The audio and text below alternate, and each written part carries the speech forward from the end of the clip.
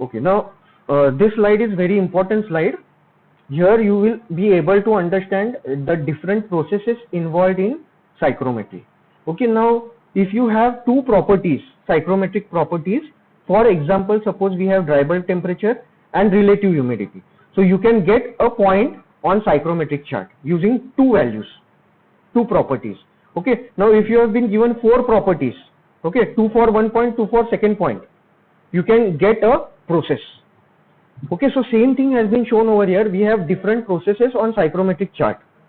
Okay, now understand the processes involved over here. From point O, you can see the line has been shown in horizontal direction, O to A. This is called sensible heating. What is sensible heating? Here the dry bulb temperature is increasing, but the specific humidity or moisture content, it is remaining constant. That is called sensible heating. Then next, if you see O to G, okay, O to G, for this process dry bulb temperature is increasing. Okay, I will show you how that dry bulb temperature increases.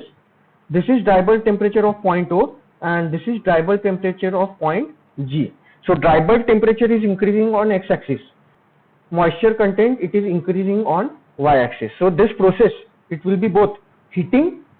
Why? Because dry bulb temperature is increasing and moisture content is increasing, that is why heating and humidification. Next, if you draw a vertical in upward direction, okay, O to C, this will be humidification only. Why? Because for humidification process O to C, here you can see for both the points O and point C, dry bulb temperature is remaining constant, whereas the specific humidity or moisture content, it is increasing. So this will be humidification process. Now in between this OC and OB, there are many processes involved that we will see when we will study air washer. Okay, in air washers, here we will have number of processes. Okay, that part in detail we will see later on. But here, if you see general idea, O to F. In this case, in this process,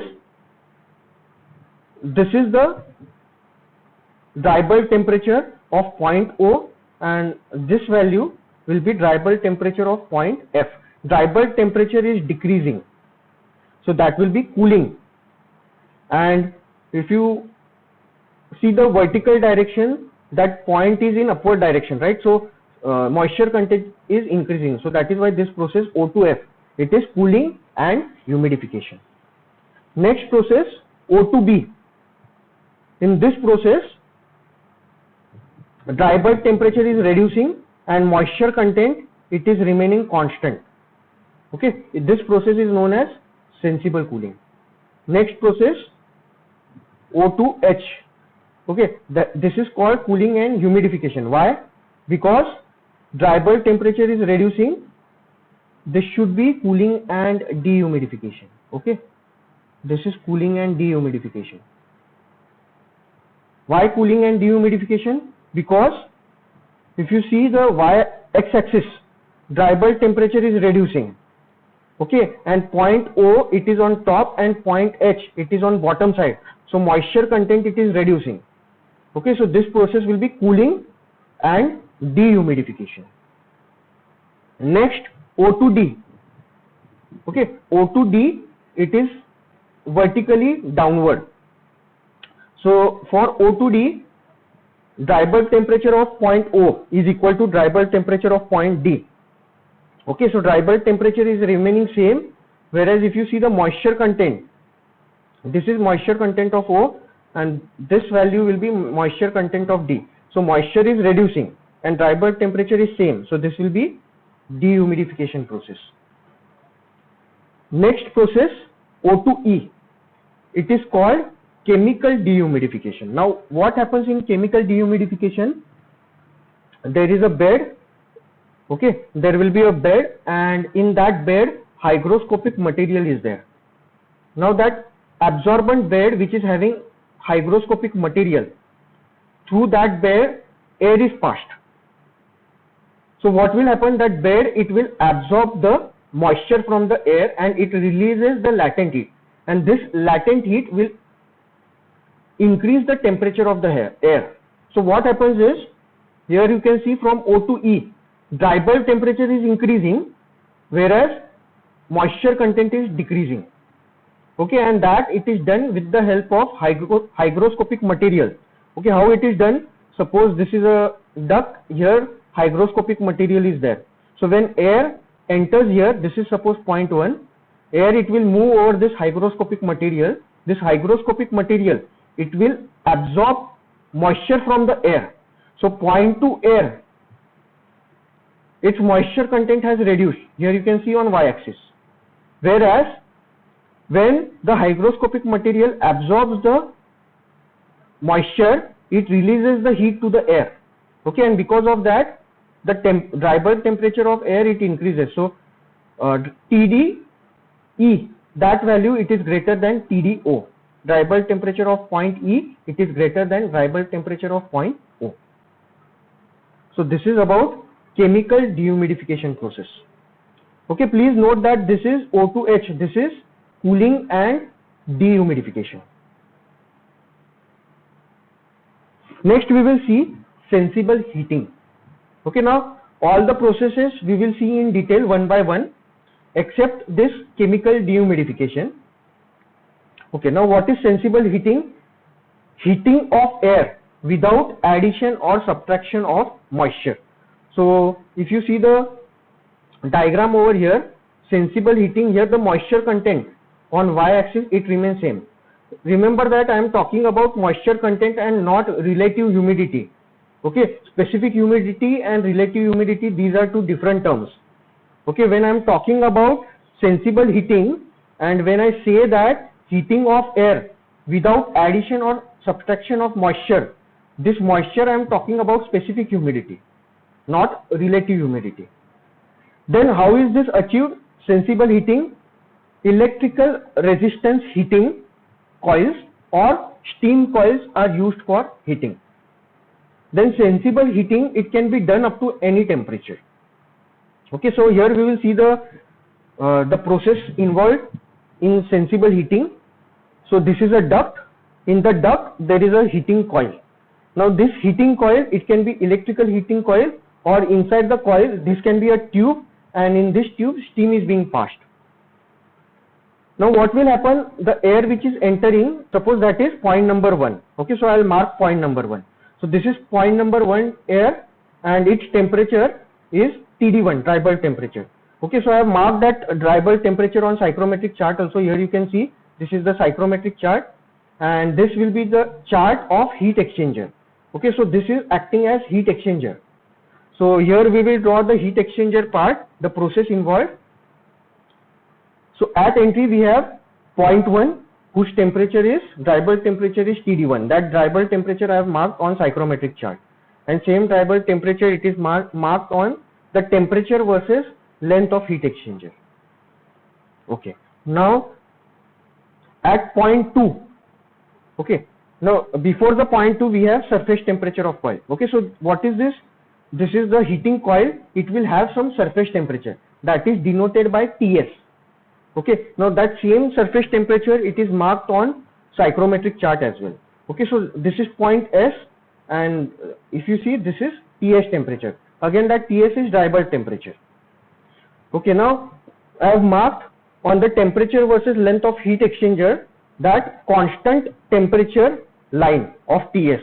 So here we are assuming that the heating coil temperature it is remaining same. Okay, so this is the constant temperature of surface temperature of heating coil TS, which is constant. Okay, now answer me this. Okay, very important question I am asking. Air is entering at point 1, it moves over this coil and it exits. Now point 2 temperature, okay, it will be TD2 temperature. It will be greater than this TS or it will be less than TS. Please think about this. What will be the value? Less than, na? Obviously, na, less than. Why? Because I will give you example. Suppose the surface coil temperature, it is 60 degrees Celsius. Okay, so surface temperature, this is 60 degrees Celsius, and incoming air temperature, it is 30 degrees Celsius. So obviously the temperature of air, okay, it will increase when it comes in contact with the coil, but all the air will not be able to touch the coil. Okay, there will be some bypass. Okay, some air will bypass, and because of that, if you measure the temperature at outlet, there suppose that temperature is 50 degrees Celsius. So that temperature will not be greater than that. That is obvious.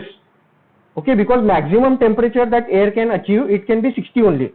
But since air is moving over the coil, okay, it depends on what speed of the air. If speed of the air is more, there will be less time for air to come in contact with the coil, and there will be less heat transfer. Okay, so this value will further decrease. So it depends on number of parameters. What are those parameters? We will see in detail afterwards. Okay, so that is why point 2, it is shown before point S. Okay, so here you can see dry bulk temperature TD2, it is less than surface temperature of coil. Now what will be the process? Process will be from 1 to 2, and if you consider, ideally it should be from 1 to S. Okay, now here if you see the temperature versus length of heat exchanger diagram, we have constant surface temperature of heating coil, and the moist air, okay, it enters at this temperature TD1, and the temperature increases to TD2. Now we will define a term, it is called coil bypass factor. Okay, it is written as CBPF, or you will also find this term as BPF, bypass factor. Okay, both are same, coil bypass factor or bypass factor. Now how to calculate this value? It will be TS minus TD2 in the numerator divided by TS minus TD1. Okay, so from this diagram you can write down the equation of coil bypass factor. What is coil bypass factor? Okay, see this. This is the surface temperature. What temperature we are actually getting at outlet? TS minus TD2. And what should have been actually achieved? Okay, maximum temperature, TS minus TD1. Okay, so that is called coil bypass factor. Okay, now efficiency of coil. Which coil? Heating coil. That is also called contact factor. Okay, now there are two factors. One is bypass factor and one is contact factor. So what will be contact factor? It will be 1 minus coil bypass factor. So efficiency of coil or contact factor, it is 1 minus coil bypass factor. Okay, here you can write CBPF or you can write BPF. Now what is the rate at which this heating coil, it is supplying the heat to the air? What is that rate at which heat is added to the air? It will be Q dot A. Why Q dot? This dot means it is heat transfer rate. Okay, unit is kilojoule per second. It will be equal to mass of dry air. What is the mass of dry air entering the duct? Okay, so mass of dry air multiplied by enthalpy of 0.2 minus enthalpy of 0.1. Higher enthalpy minus lower enthalpy. So if you see the psychrometric chart, how to read the enthalpy value, 0.1 enthalpy will be like this. You have to read the value, and this will be enthalpy of 0.2. Now enthalpy of 0.2, it will be greater. Why? Because heat is being added. So what will be the enthalpy difference? It will be H2 minus H1. Okay, so rate at which heat is added to the air, it will be mass flow rate of dry air m dot dA into enthalpy of 0.2 H2 minus H1.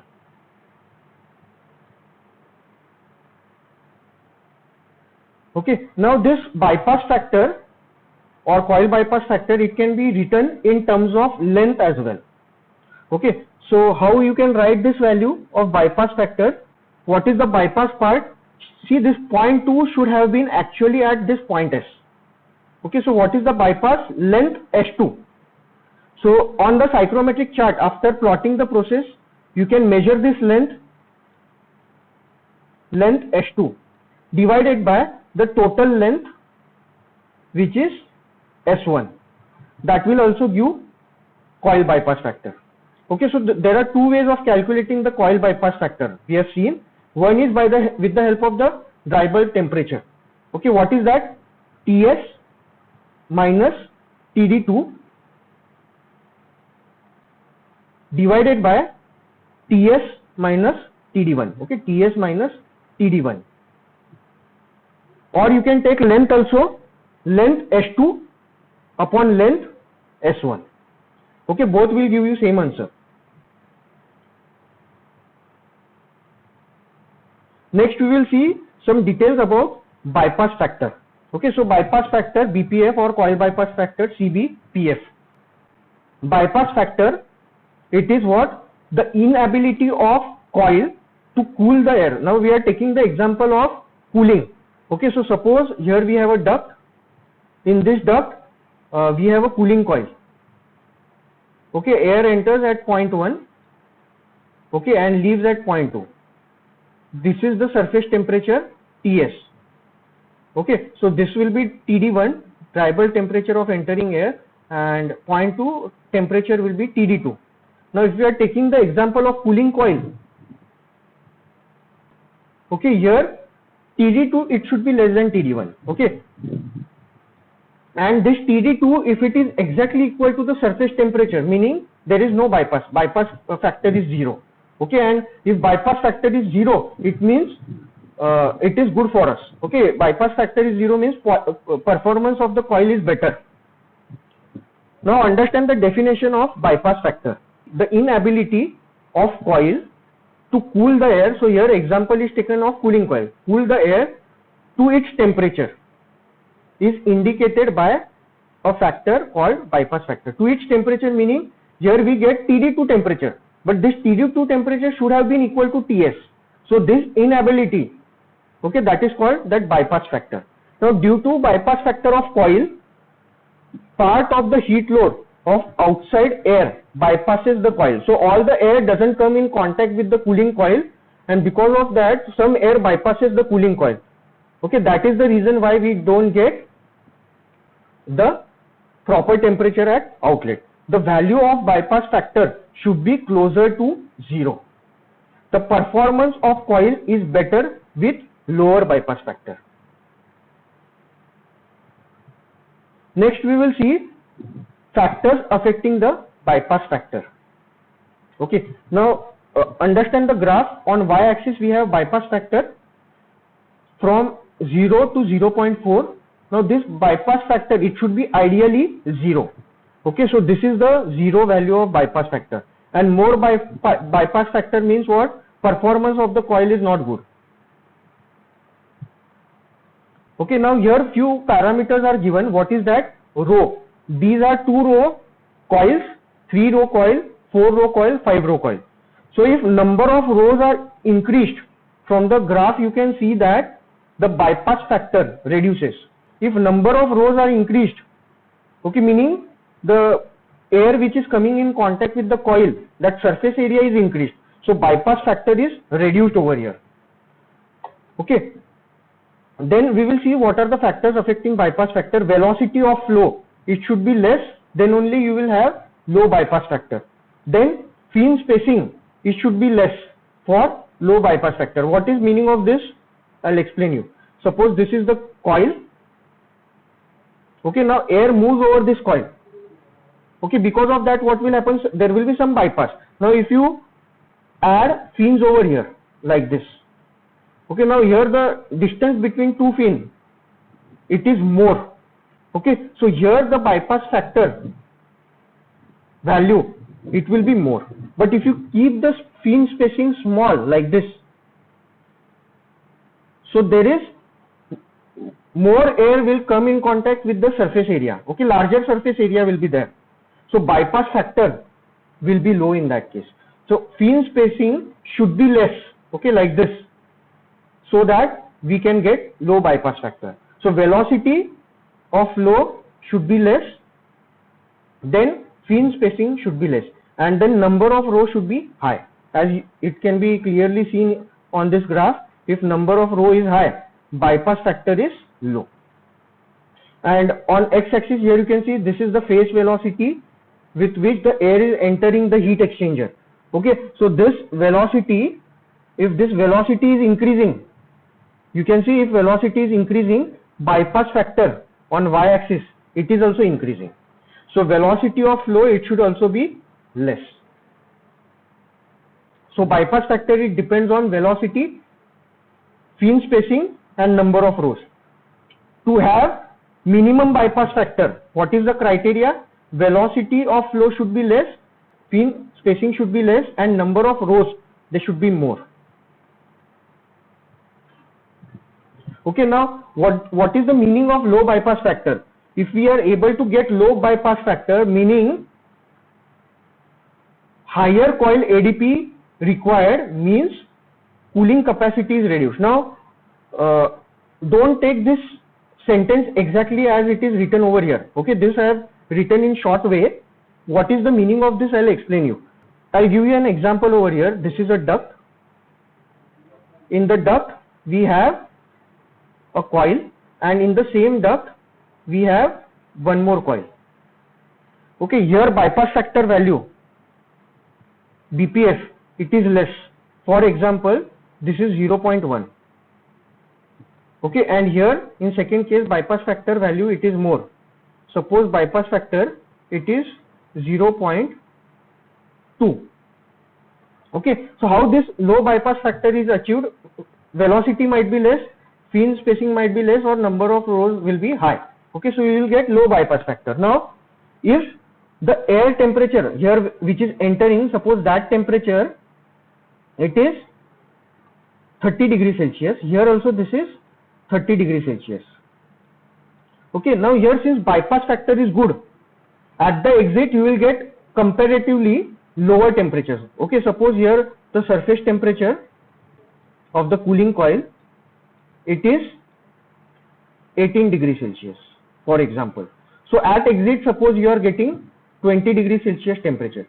Now since the bypass factor of this coil, so we are considering that both the coils, they are only having different bypass factor, rest everything is same.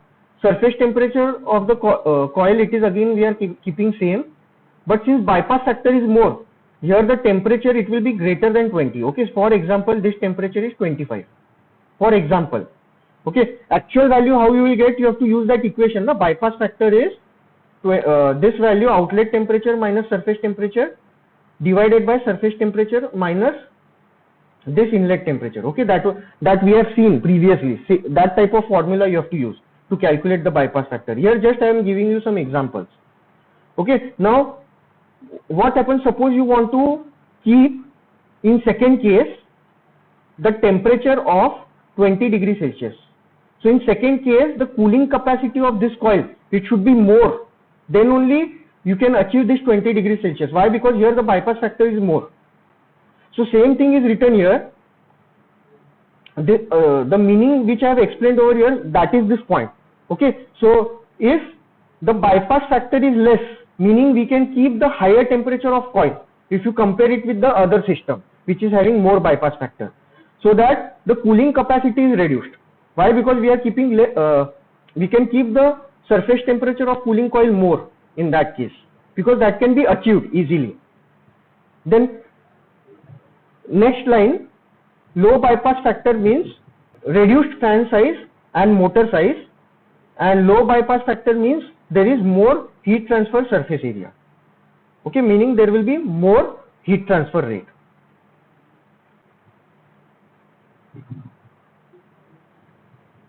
Next we will see sensible cooling process. Now what is the sensible cooling? We have seen sensible heating. What is that? Heating of air. Okay, dry bulb temperature increases but moisture content remains same. What is sensible cooling? Cooling of air without addition or subtraction of moisture. So we reduce the dry bulb temperature but we keep the moisture content same. Now evaporator coil is used for cooling. Okay, for sensible cooling, evaporator coil is used. Then the sensible cooling can be done just above dew point temperature of entering air. Very important statement. What is meaning of the statement we will see with the help of psychrometric chart. Okay, so I'll show you the psychrometric chart. Now the sensible cooling process, suppose it starts from 30 degrees Celsius. Suppose this is the point. So from 30, suppose we stop at this point. What is the dry bulb temperature of this point? See, now for initial point, dry bulb temperature is 30 degrees Celsius. Okay, we are maintaining the same moisture content on y-axis and we are reducing the dry bulb temperature. Now what is the new dry bulb temperature? This dry bulb temperature is 18 degrees Celsius. Okay, in sensible cooling, we can reduce the dry bulb temperature, but what is the limit of this? We can reduce up to dew point temperature only. What is the dew point temperature? Follow the horizontal line. Wherever it cuts the saturation curve, what is that? 14 degrees Celsius. Okay, so for this example, what I have given, for 0.01 kg per kg of dry air as moisture content and 30 degrees Celsius dry bulb temperature, if you go on decreasing the dry bulb temperature at same moisture content, okay, if you stop at 18 degrees Celsius, this is sensible cooling process. Maximum you can go up to just above the dew point temperature, meaning dry bulb temperature, it can be, this is the dry bulb temperature over here. It should be just above the dry bulb temperature. Why? Because as soon as dew point temperature is reached, what will happen? The air will start giving up the liquid. Okay, there will be what? Moisture content will start reducing from the air. Okay, meaning there will be dehumidification of air. Okay, so same point has been written over there. What is that point? Sensible cooling can be done just above dew point temperature of entering air. If it is exactly dew point temperature, meaning the first dew will be formed.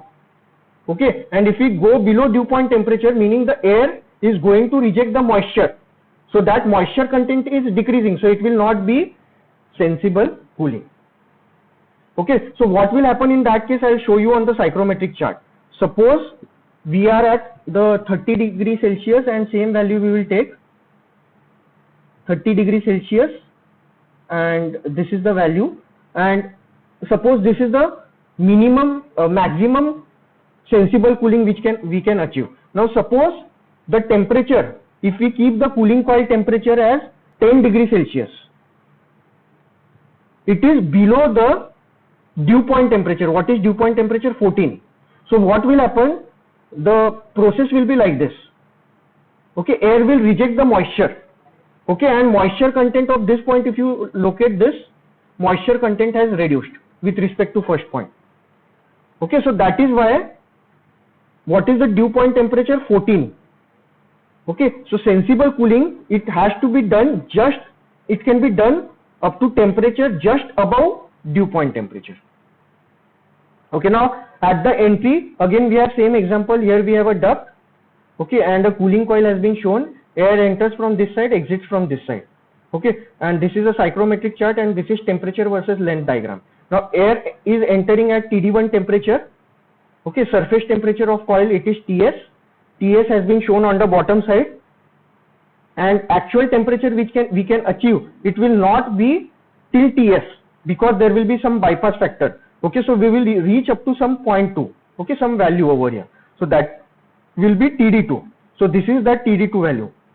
Okay, now on the bottom side here you can see the same surface temperature of the cooling coil is maintained, and the dry bulb temperature of air, it reduces from TD1 to TD2. That has been shown over here.